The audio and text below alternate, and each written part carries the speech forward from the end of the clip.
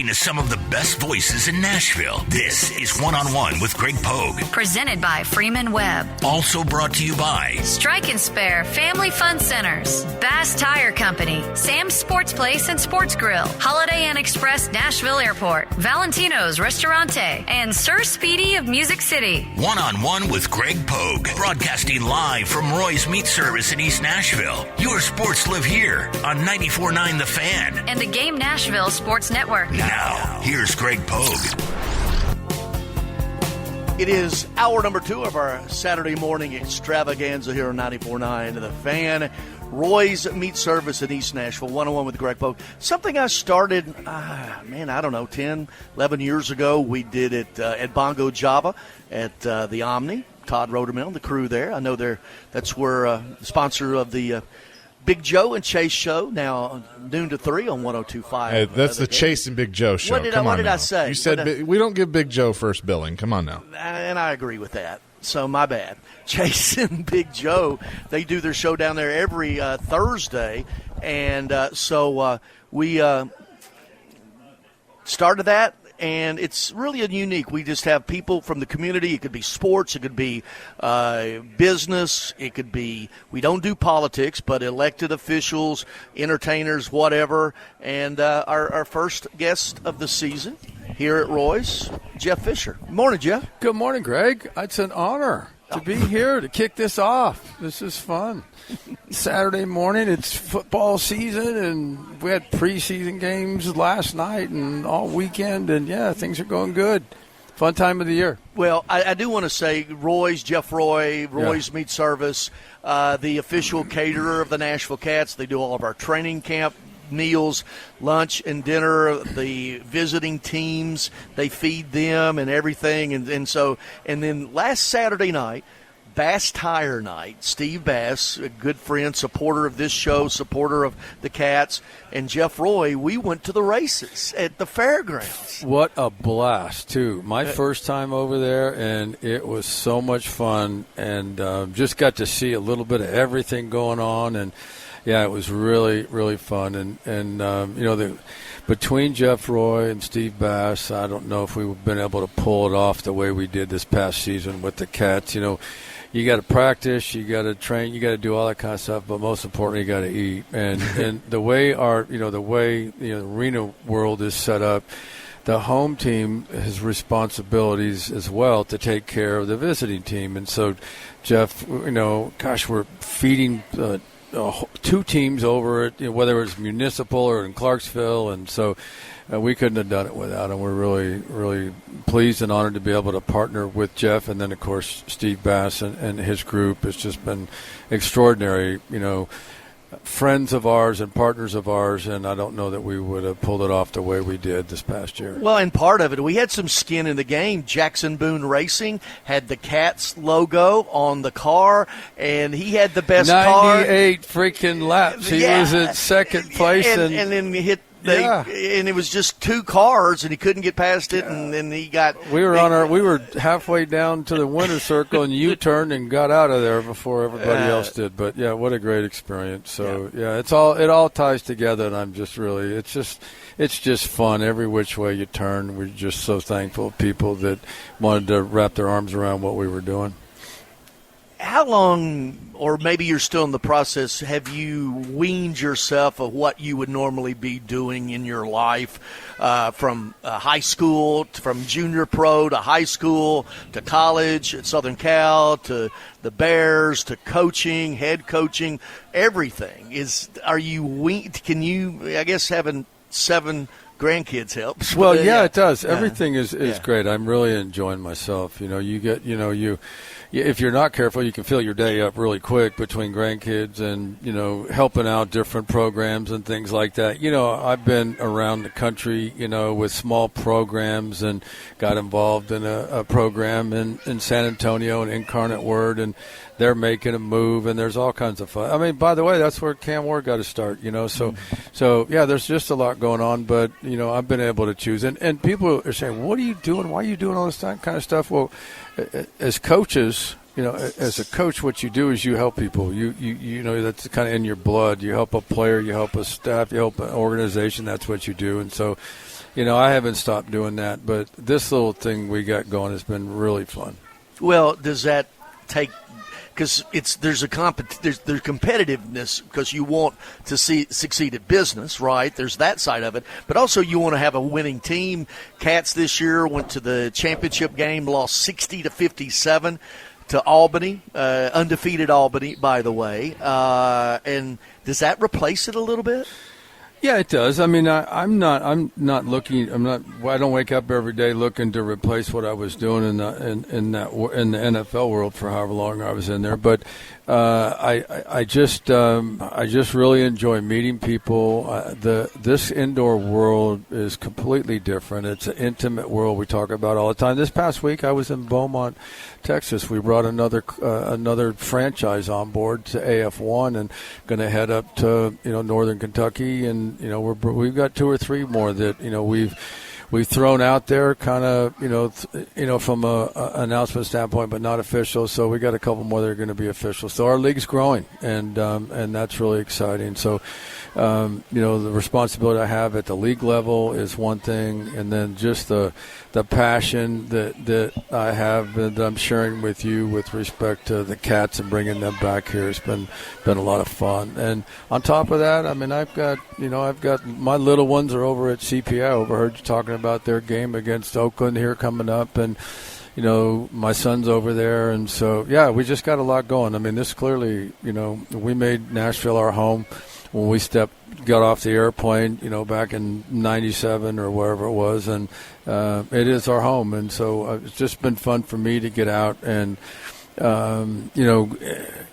develop relationships with Jeff Roy and Steve Bass through, thankfully for you and everybody here in town that really has an affection for what we did, what I did, but more importantly, what the new little thing we got going. So looking forward, really, this August right now is kind of this time of the year. You're just starting to kick everything off. It's high school football. It's preseason NFL. Colleges are ramping up. Obviously I got interest in the Bowling Green program, with Eddie and my son up there. So, yeah, just a lot of football and a lot of grandkids, and then here and there I'll find a time and a place to go fish with you. I can't fly fish. I am actually serious. That's a little sidebar. We're going to get to this a little later. Whenever I get to go to the Madison River, to you blindfold people to take them there. That way they won't know how to get there. That's right. Yeah. In your little honey holes, and I know you guys have one up. You and Brandon have one up on the Caney Ford. Yes, we do. And we want that runs from the dam to the river, somewhere in between. Somewhere in there, yeah, somewhere in there. That little 25 you're going to find stretch. us, yes. And the monsters you guys are pulling out of there. I like in the last 2 years of the indoor game with the last year's iteration of the Cats, the league, we learned really, really quick in the league where the league was malfunctioning at the hot top level. You became the interim commissioner, landed the plane on last season. So it's like the flight took off in turbulent weather. We smoothed out and landed the plane the last 2 games, the regular season, and then the following weekend, the playoff game, we had – well, it's 6,000 capacity. We did. These are sold tickets, 5,200 the last regular, and then without any marketing, all did 5,600 for that playoff game. So just for the Cats' perspective, the plane was landed. Darren Arbett did a great job on the football side. Bobby Dvorsny, our partner, CEO. It just seemed like we came out of this past season. Of course, our partnership with Cromwell, our games there, the championship game, Chase and Big Joe, we brought them up to Albany, and that game was on 102.5, the game, so we landed the plane. And we landed the plane, and we landed the plane in an airport we're just sitting there waiting with our arms open. So one of the things that's interesting is that, as we worked our way through everything that was going on 2 years ago and worked our way into AF1, we realized that this market was so important to the future, the success of the league, and without what we did this past year, I don't know where AF1 would be, but we got Nashville back on their feet. We got the Cats back on their feet. We got to the championship game, as you said, and now we're really looking forward to what's ahead. I alluded to new franchises joining the league that's coming, and this league's going to go places where nobody ever thought it would or gave it a chance right now. Well, the things that we I know there are things to come. But Beaumont, Texas, you were down there, and then this has been reported. Corpus Christi is moving to Cincinnati. Northern Kentucky. I love their name. Yeah. The Kentucky Barrels. Yeah, and they're going to play at the University of Northern Kentucky's arena, really nice on-campus arena there in Covington. Of course, the Cincinnati Airport's in Covington or Florence, right there on the other side of the river. That's a great market. Yeah, it's a really good market. We've got one that's come in as well in Michigan. So, as we've talked numerous times. Well, you threw it out there, Callum. You want to say it? You just threw Michigan. Do we guess or can we say? We can guess. We can throw it out. But we're going to officially announce it here this week, hopefully. But, what we're doing is we're trying to grab franchises in geographical areas that takes the travel burden, that makes it easier. You can bus trip here, bus trip there. So the thing is it's falling together nicely. Well, Cincinnati will be a great rival. It's a 5-hour bus ride, and that's one of the fixed costs of this league is travel. Yes, it is. And Jeff Fisher 101 with Greg Pogue. Do you watch games? I know you get asked a lot of these questions. We're going to tell some stories, or you are. Yeah. But in a minute, do you watch them analytically, or can you step back and take your analytical hat off and watch it more for the watching the game? Yeah, if you're talking about NFL, I'll get into the games, but usually, I'll sit down and either before the end of the first half or the end of the game, I'm always watching that part of it and watch games being managed and so on and so forth, and mismanaged, and and then kind of watch, staying in tune with the rules and those kind of things, what the league's doing. And I this last couple of weeks when I saw that the NFL was going to be eliminating the chain crew from its games because they have a better way to do it through technology and drones and camera angles, and so they'll be able to go boom right there, first down, yes or no, and they move on. That bothered me a little bit. It's kind of, are we leaning towards, are we making ourselves, I say we as the league, making itself vulnerable to that Star Wars game that we so wanted to avoid for 20 years while I was on the competition committee? I'd have to say, they gave up. I don't know what we're going to do. What the kind of effect the far-reaching effect that's going to have on the college game, on the local game, and a high school game. Are you just going to eliminate the chain crew? That's, I'm going to tell a real quick story. Where was it? Were we in Billings? Where were we? One road game, and I don't know if you were with us or not. They couldn't find the chains. They couldn't find the chains. Yeah. So they got 2 hockey sticks and measured 10 yards with a rope. Duct taped them to the bottom, and there we go. Yeah, and they dropped them down. Yeah, they found a way. Yeah, but and then about midway through the second quarter, here comes the change. Yeah, somebody had a night. One of us, you or I, called somebody, said, "Why don't you go to high school and go get some change and bring them in here?" And they did. They got them in there, and they went on. But yeah, you got to find a way. But anyway, as far as watching, I'm not paying particular attention to what's going on in the preseason here in the NFL right now. Everybody handles preseason different, and the one thing we all understand is when the players step on the field, they're going full speed, and so we understand the injury situations and injury potential, and if somebody's going to grade Cam Ward, for example, based on his first 2 preseason performances, it's not fair. They don't want to get him hit. He's going to spin the ball around a little bit and get in, get off, but most of their work's getting done on the practice field. So, preseason's one thing. You brought up the Bears. I got a phone call about a month ago, and And I can't believe this has been so long, but they got the 40th anniversary of the '85 Bears, and I'm going to go up for a Monday night game in Minnesota against the Vikings, and they're going to honor the '85 Bears, and it's going to really exciting thing for me to look forward to personally, because I haven't seen these guys in so many years. So going to go back and have a little anniversary thing and. Kind of rub arms and shoulders and talk about old times with all the old Bears. So I'm looking forward to that. And then, boom, we'll run off and continue in the AF1 enthusiasm and keep that momentum going as we push into 2026. So a lot of stuff going on for me personally, and it's just fun. But most importantly, and I really enjoy where we've been the last 2 years, especially with where we're sitting here right now with Jeff. 101 with Greg Pogue, presented by Freeman Webb. We are at Roy's Meat Service in East Nashville. More with Jeff Fisher coming up right here on 94.9 The Fan. Jackson will be the man in motion. 6 seconds left in the Arena Crown Championship game. He takes off. Kulka looking that way. Robert Jones Jr. wide open touchdown. My goodness. 2 seconds left on the clock. Jones Jr. with the touchdown. It's now a 5-point game. Chase McKay, play-by-play from the championship game, and Big Joe adding his laugh and oh my, that's the depth of his analyst. And these games, there's probably a lot of times you've done them, and what do you say when all this happens? I mean, we've had. I've seen 21 points scored in, 15 seconds, at the end of these games, and how you keep track of it and monitor it.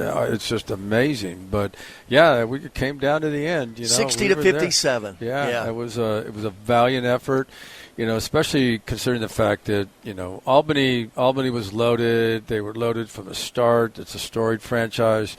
Their players, they just do it right. And, Albany had games where they got close to 100. They had a score. No, it's crazy. It was, but they were a powerhouse, and for Coach Arbett and his staff to do what they did second half of the season. Remember, we had a week of camp and we're late and everything was going on, and man, then off to Dodge City. Yeah, you go there, and we're supposed to go to Corpus, and that didn't happen. Go to Dodge, and he's had a week of practice and he's competitive, but he hung in there. He kept that roster together and got him to the end. And last play of the game against a team that was undefeated, it was a valiant effort. And so quarterback Tyler Kulka coming in made the big difference. Yeah, he really did.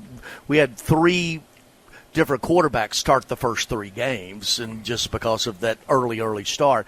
101 with Greg Pogue, Jeff Fisher, and all this presented by Freeman Webb, and we are at Roy's Meat Service in East Nashville, 9 to 10 prep football talk with Coach Bubba. You just finished filming or something with Netflix about Vince Young. Tell us about that. Yeah, I did.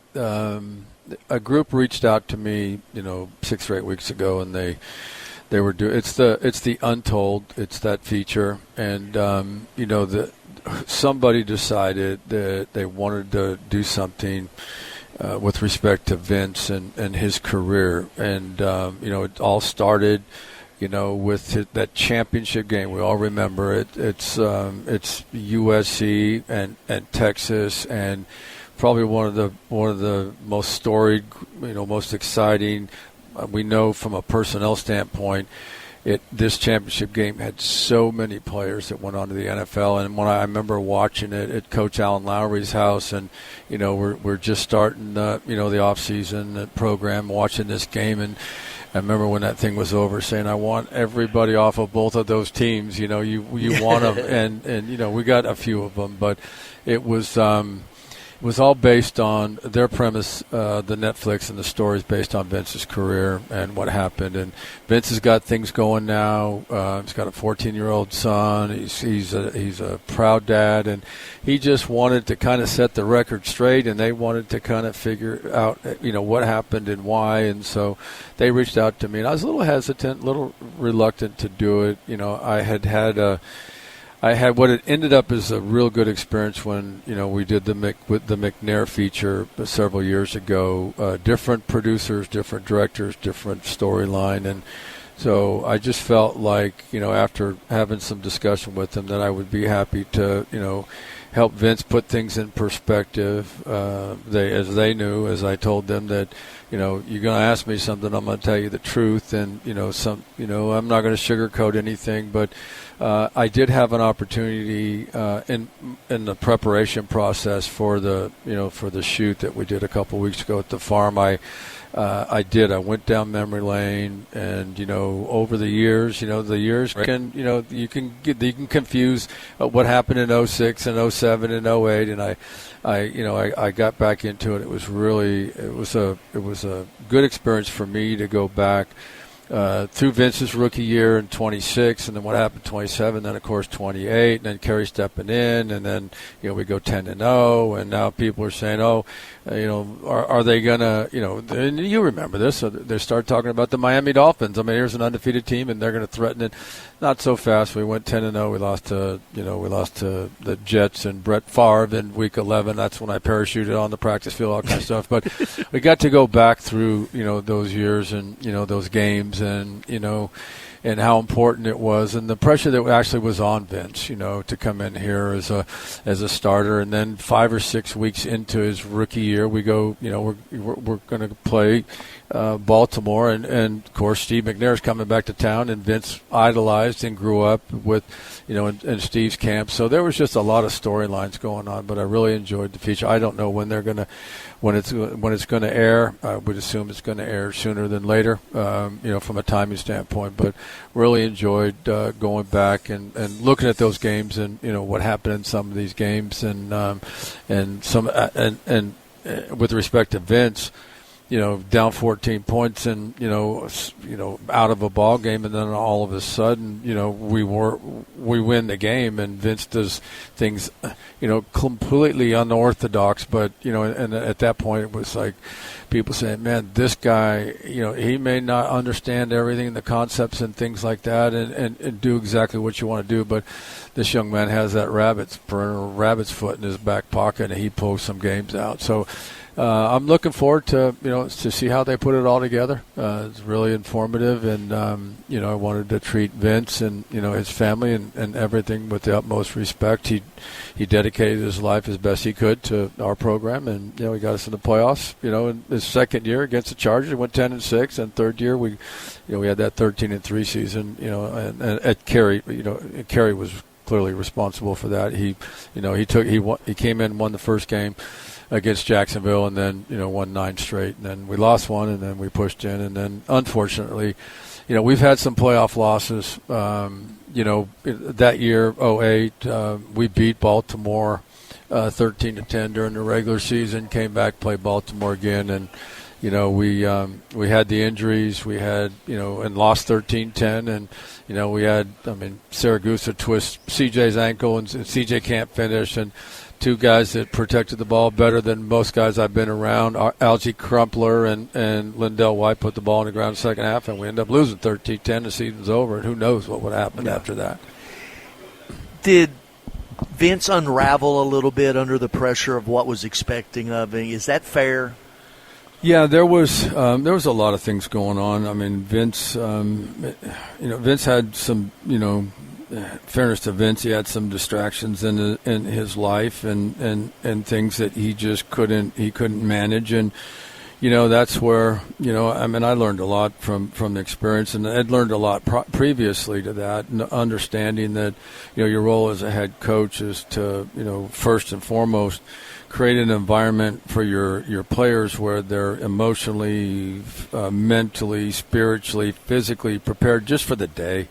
Nothing beyond that, and then help them to deal with their individual personal distractions or a team distraction that can cripple a team. And so, Vince had some difficulty managing his time, and was distracted, and he got in the wrong place at the wrong time on a couple occasions, and then some things just honestly happened to him like they could anybody else. I mean, he was late for a flight. We missed a flight to Baltimore. To Philadelphia. He missed a flight, and that had a profound effect on him for several weeks. But we go to Baltimore. We go to that Philadelphia, you would actually and leave him, right? We win. That's got to be a wake up call. Hey, because his whole life, he's every door open for him because of his ability. Yeah, it did, and and so there was, there were just some.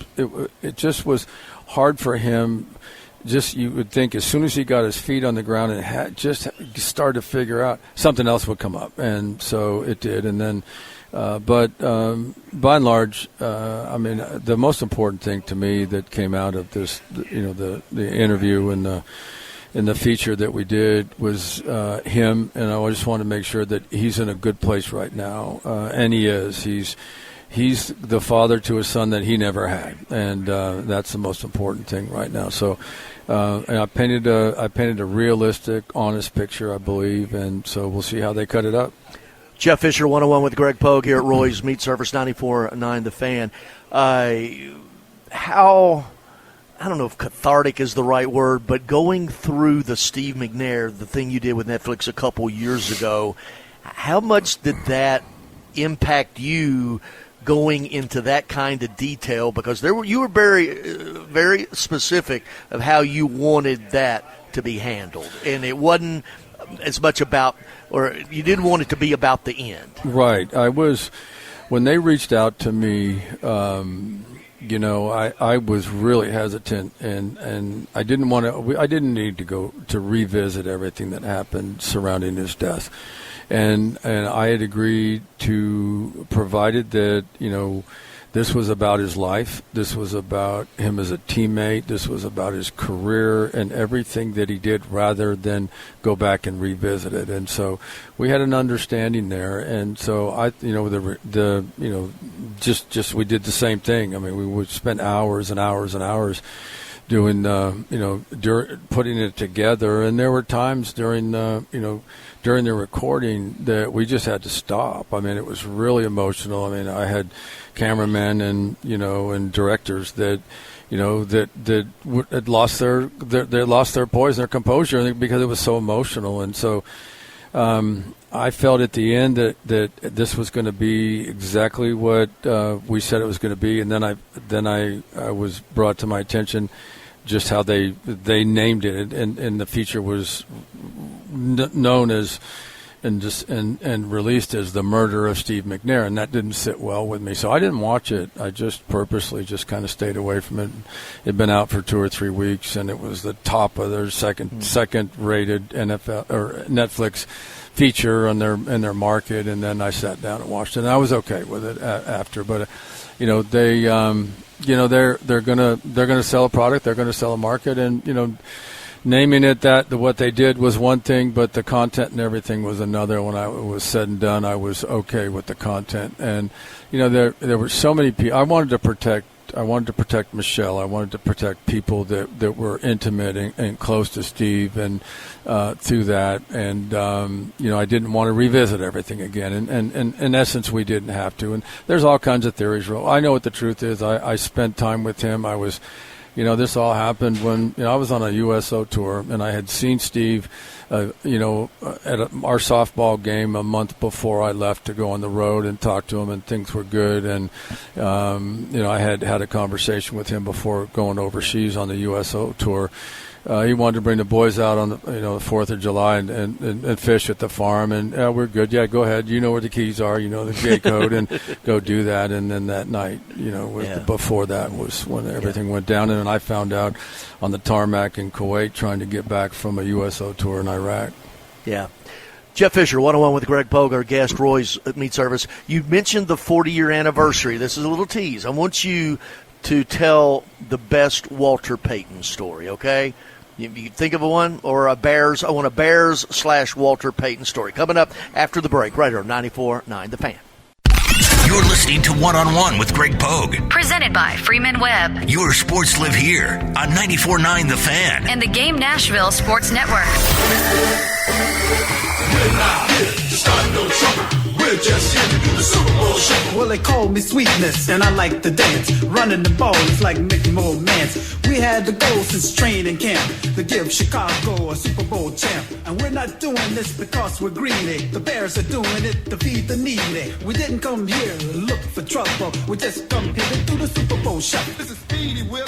Where your part in there in the Super Bowl show? You know what? You were in a cast, I couldn't right? dance, and they put that together. It was really kind of fun to sit there from outside in watching it all go together. And the previous year we lost to the 49ers in a championship game, and that was a hard loss on everybody. And it just everybody knew that as soon as we landed back in Chicago after that loss that there was no stopping this team, and that was just part of the everything that took place prior to the '85 season. And so with respect to Walter, there's no reason that a California surfer boy that goes to the Bears would have anything in common with Walter Payton. But for some reason, when I got there as a rookie, he kind of put his arm around me. And so we ended up, over the time I was there, we ended up hunting together a bunch of times. He was an outdoor guy and just a phenomenal person. And so year 2, year 3, things kind of settled down. We're just kind of doing our stuff. Coaching change. Mike Dick is there. And we were in training camp and stayed after practice, a bunch of guys, and maybe a handful of guys on the field, and just teasing each other. And so Walter was a gymnast. People don't know that. He was a gymnast at Jackson State. He was 5'10". He was about 205 pounds and had little bitty feet. I can talk about that. But Walter was a phenomenal athlete. He'd stand at the 40-yard line, and literally he would take a ball in his hand, and he'd hit the upright from 50 yards away. He could throw. It was amazing.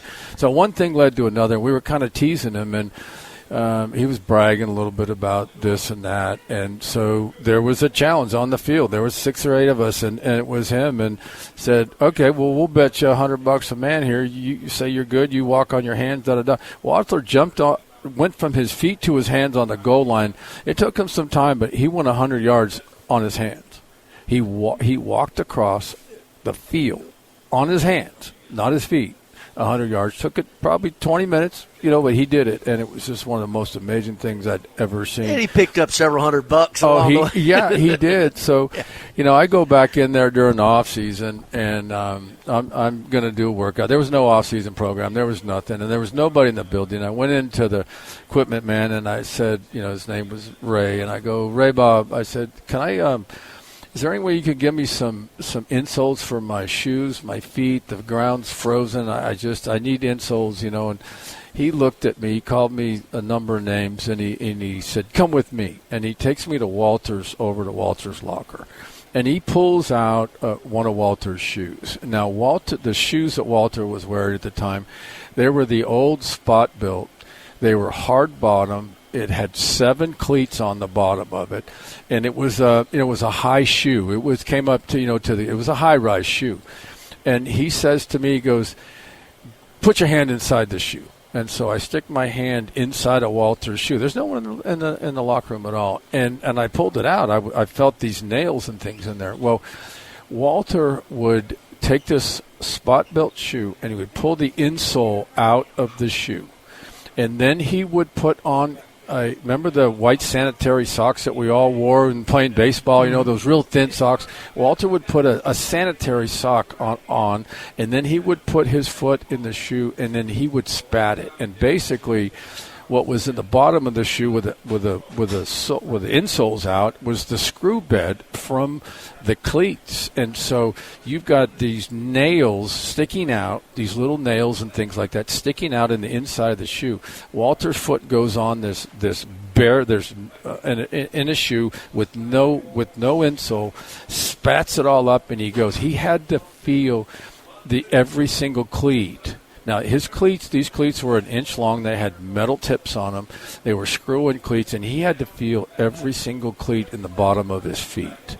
His feet were all calloused, from this and everything. And I'm literally amazed and shocked at what he's playing and practice and what he's wearing on his feet. And Ray, the equipment manager, in an attempt to not give me insoles, was trying to imply that I was less a man than Walter was because of the way he wore the shoe. And so we're all said and done, and I said, Ray, are you done? And he said, yeah, I'm done. I said, well, could I have my insoles, please? But it was just amazing, the little things like that, the way he lived, the way he trained, the teammate that he was, the practical joker that he was just off the charts. And, he loved everybody, loved the game. I'll never forget they kept the rookies down in a basement underneath the facility, and we just would sit in there after the morning practice. We'd have lunch, and we'd just go in there, and we were afraid of being late and everything else. He'd just fall asleep down there. And every single day, somewhere in that time period, Walter, you would hear the door open, and then you just cringe. You cover your ears because he'd drop an M80 down there and blow up the rookie locker room and do things like that. But one of the greatest teammates you could ever have, and then obviously his life was cut short. I did continue a relationship with him. When I was when we were here, we had Jared on our team. We signed Jared his son out of University of Miami. Willis McGahee, he had gotten hurt. Jared ended up starting. He was a soccer player, and his agent called, who was with the Bears at one time, and said, hey, I'm looking for a place for him for training camp.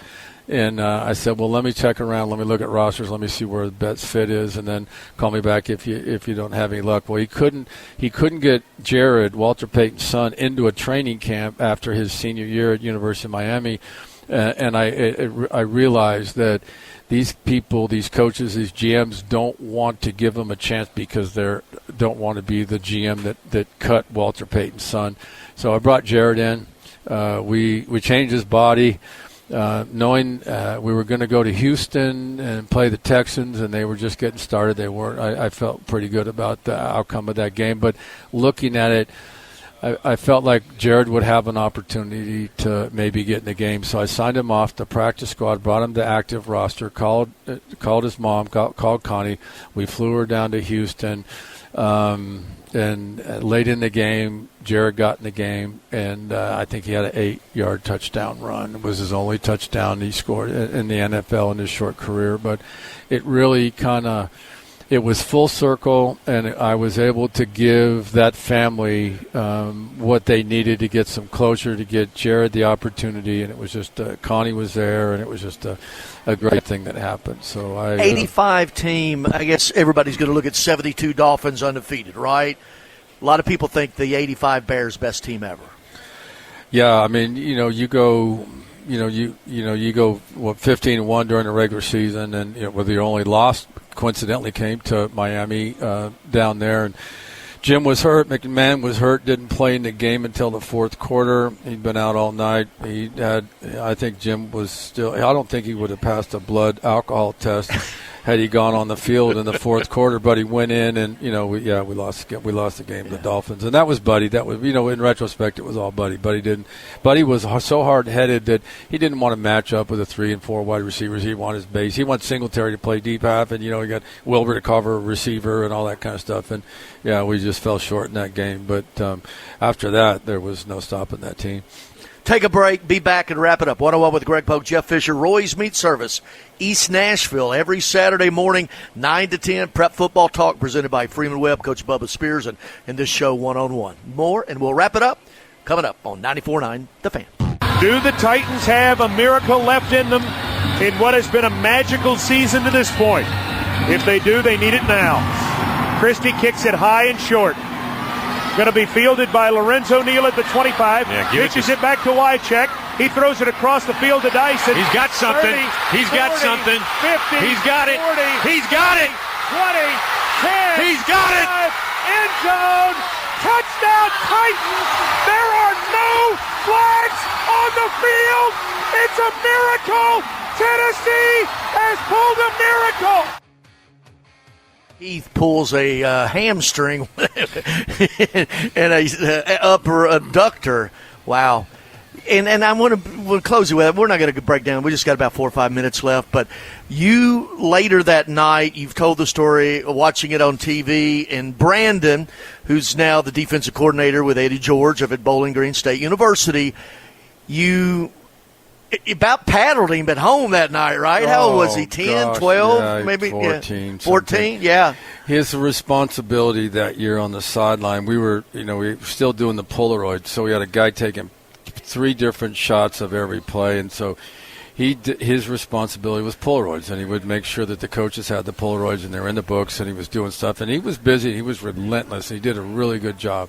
So the game's over. We're at the house, and you name it, we got everybody there, and it's a crazy place. And we had TV up in the kitchen, and Brandon's walking by, and then we're pouring some really good wine, and I'm not going to name drop and tell you who's there, but it was quite a group. And I hear Brandon go, "There I am again! Look, I'm on TV!" And I go, "Wait a minute, where are you?" And I'm seeing the review. The replay went 100 times an hour. I mean, it was and I can see him, and you can see him. He starts like on the 30-yard line in the bench area, and where the play was going right to left, and he's jumping up and down. He's kind of working. Now he's out of the bench area, and he's out of the white, but he's kind of jumping up and down as Kevin and and everybody's doing their thing and the touchdown. I go, "That's you?" I go, "You left the bench area. What are you doing out of the? If that official just happened to bump you there and you're out of the bench area, none of this would have." And I felt so bad. He started quivering. His lip is quivering. He's like, and I go, "Oh no, I'm just kidding. It would have been assessed on the kickoff, and you were totally okay." But that was kind of one of those memories and those stories that I told him. So anytime you see the replay, you can see this young man jumping up and down the bench area, like everybody else. Yeah, and running down the sideline. And everybody knew exactly where they were when this whole thing happened. We can go in that. I was forever. standing with Greg Ruff and Hope Hines. There's a picture, George Walker for the Tennessee, and Dyson's right in front of me because the 2-minute warning, the media comes down on the field. Yeah. So Eddie, Bowling Green State, Brandon, new venture. The run at TSU now up and they're up there, and they're just wrapping up camp, and they've got a big challenge ahead of them. The cupboards were bare when they got up there, and they're doing their best to bring some players in there. It's an NIL world, and they don't have the money yet, but I think from a coach's standpoint, they'll find a way as long as they can keep people healthy. He's happy with what he's got going defensively, and offensively, we'll just see where they go. But it's a new opportunity for Eddie. Clyde went up there. Clyde Simmons, Joe Bowden. Yeah, and so a lot of the staff, the Tennessee State staff, is up there, and they're having fun. So we'll see how that goes. I'm going to go up for the first 2 or 3 games of regular season. They play at Cincinnati, and then week 4 they play in Louisville. So that's just a bop up I-65 there. They got Liberty, Lafayette, and they got Toledo, and they got if they can stay healthy. I mean, they're always. I think realistically, the picture painted is, oh boy, this is going to be hard. But they found a way the last couple of years. Obviously, they got in the championship and lost to the Grizzlies and University of Montana, Brandon's alma mater, and so he'll find a way. He'll pull it out. He'll find a way to get them back on track. And he's earned it. He, from starting out on your staffs, Titans, Rams, and then working. Think of the Jim Schwartz, Gunther Cunningham, Dave McGinnis, Matt Burke, Chuck Cecil. I mean, he's been, Jim Schwartz. Schwartzy. He was in Detroit for a year with Schwartzy and Gunther, and so, there's nothing about defense he doesn't get, and and because of what the type of offenses, the diversity of the offense from a week to week basis that he's facing, he's got it. He's got that thing. He knows what he's doing. He's got a great relationship, great rapport with the players, and he's a game planning dude, man. He can figure it out. So I'm anxious to watch and see what he does. He's so, though, during the game, he's not very excitable. He's really calm, laid back. How many flags did he get last year? He only got one. Just got one? Yeah, got one. Defense intercepted a play in the end zone to win the game, and there was some kind of joke going on with the players, and he had some gyration that was misunderstood. In the classic, I'm watching it. I was fishing someplace, and one of the only ones I missed, and I'm watching it, and the referee comes out and announces the penalty, and he doesn't say on the the 15-yard penalty on sportsmanlike conduct on Tennessee State bench. He says. He takes it a step further. He says, on the defensive coordinator. So Brennan has a great relationship with the officials. He loves the officiating crew. He loves the game. That's from you. He knows the rules, and he establishes what's going to happen early on. And so he gets a lot of leeway, gets a lot of room for discussion and name calling and all that kind of stuff. But Jeff, thanks for doing this. Thank you. Hey, off and running Saturday mornings, 94.9 The Fan, 9 to 10. Prep football talk, and then 101 with Greg Pogue, both hours presented by Freeman Webb. Chase McKay, program director. Thank you. Hey, everybody, have a great weekend.